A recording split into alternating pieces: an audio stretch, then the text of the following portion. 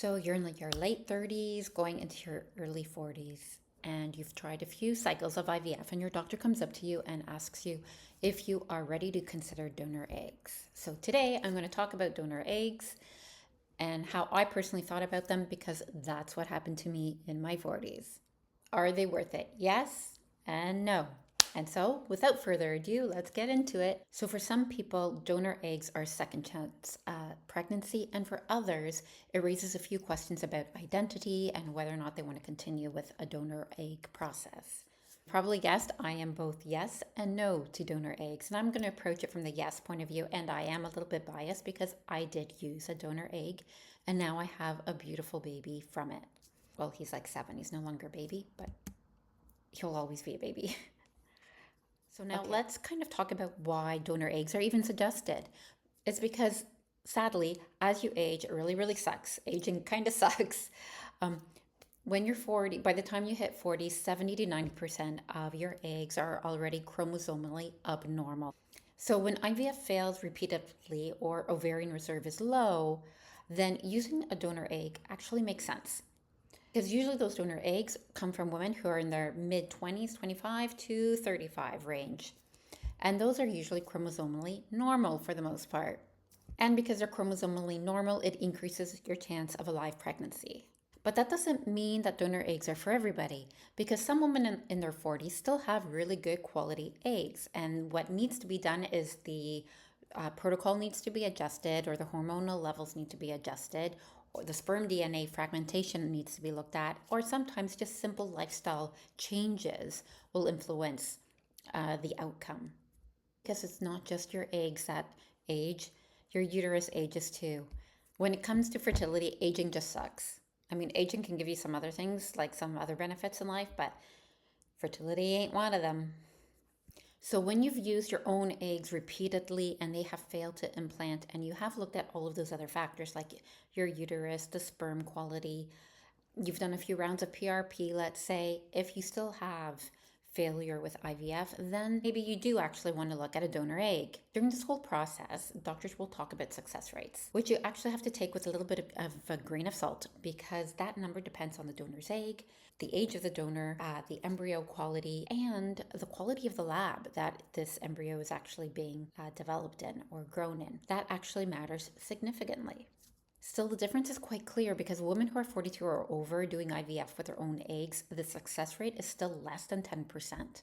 And then when you compare that to donor eggs, if you use a donor egg, women over 42, any age over 40, roughly there's a 55 to 65% success rate. I mean, that difference is massive. But those numbers come with a cost because in the States, getting a donor egg and going through an IVF process can cost you anywhere between $25,000 and $45,000. That's a huge price to pay, and there's no guarantee. In the EU, at least, you can get this for a fraction of the cost depending on the country that you go to. In Greece, which is where I actually am, a donor egg will cost you anywhere between 2 and 5,000 K.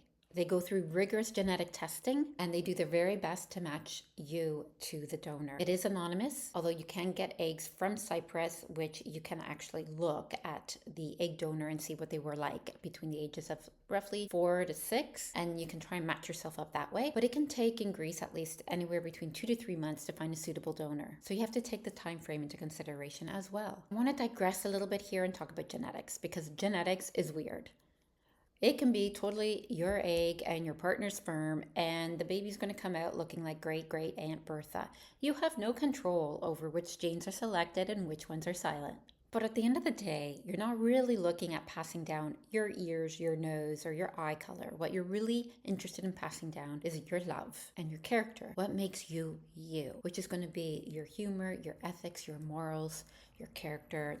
That's what makes you you. Promise you that transcends. What really matters is that you bring a healthy baby home. At the end of the day, that's really all you care about. The emotional part of this is massive. I know because I've personally been there. I was in my 40s.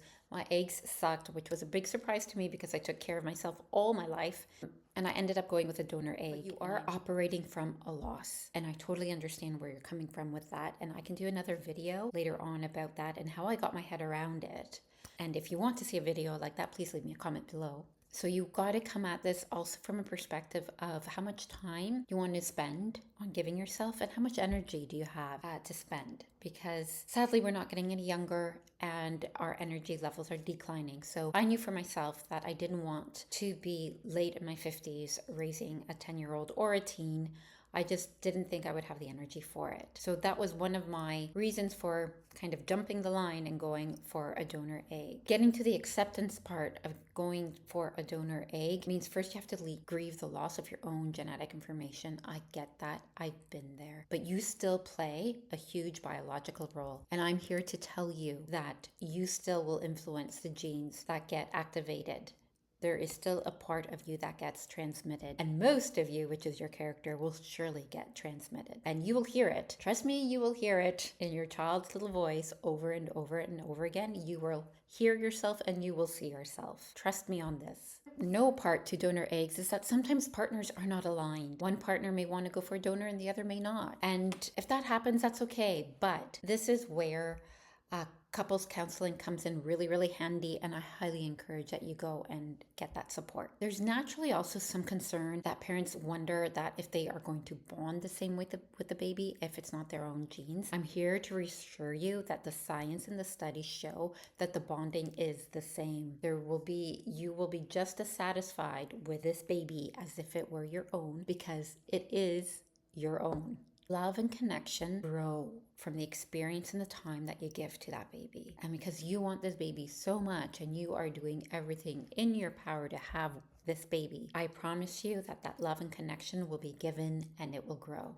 So now let's get a little bit practical into this. It's not as easy as go for a donor. You'll need to understand there are legal issues. There's anonymity. You have to know how to navigate the legal system. There's a lot of paperwork and you might have to wait a while until you get a proper match for you. But the access has never been better. Places like Greece, where I'm located, IVF donor is legal and well regulated and affordable. And it usually costs anywhere between $5,000 and $8,000 per cycle, which is much more doable than what it is in North America. The programs are screened here for donors under 35, and the success rates often rival those of the US. If they're not, they're better. At the same time, you still have to keep in mind that this is a medical procedure and you're still not guaranteed your outcome.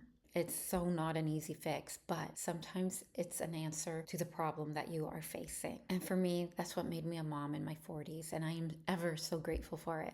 So, who's it best for? Donor eggs can be useful if you've been trying for a few times with your own eggs and they have not fertilized, like 4 to 5 times. If you've had poor embryo quality, if you're 40 or over with low AMH, or you just have low AMH and you're younger than 40, or you have premature ovarian insufficiency. Last but not least, you actually carry a genetic disease and you really are terrified of passing it on. But donor eggs are a no, at least for now. If your tests show good ovarian function, good uterine lining, you haven't explored all other options like lifestyle changes, supplementation, sperm testing, you might want to try another cycle or 2 with your own eggs. So it's about knowing your odds and your limits and knowing what they are medically, financially, energetically, and emotionally. So there really is a yes-no balance to this. If you're in your 40s, you have low AMH, you've tried several tries with your own eggs and failed, this would be a good option for you. It is probably the most promising pathway to go down. You also have to keep into consideration that perimenopause is around the corner if it hasn't already creeped up on you. Was how much energy I had. I could feel my energy declining, and I didn't want to be in my mid-50s with a teenager, sort of where I'll be now, but I'm trying to keep myself in the best shape possible for that. Only you can answer the question. You know your body better than anybody else, and you know what you're capable of better than anybody else, either physically or emotionally. But donor eggs are a good solution if you've been trying for a while and you're in your 40s. So true to Dr. Yes No philosophy, donor eggs are an amazing option for you, but no, don't rush into them unless you've ruled everything out first. If you like this video, please like and subscribe, as it helps me to keep on putting out more educational videos. Thank you so much for your support, and see you in the next one.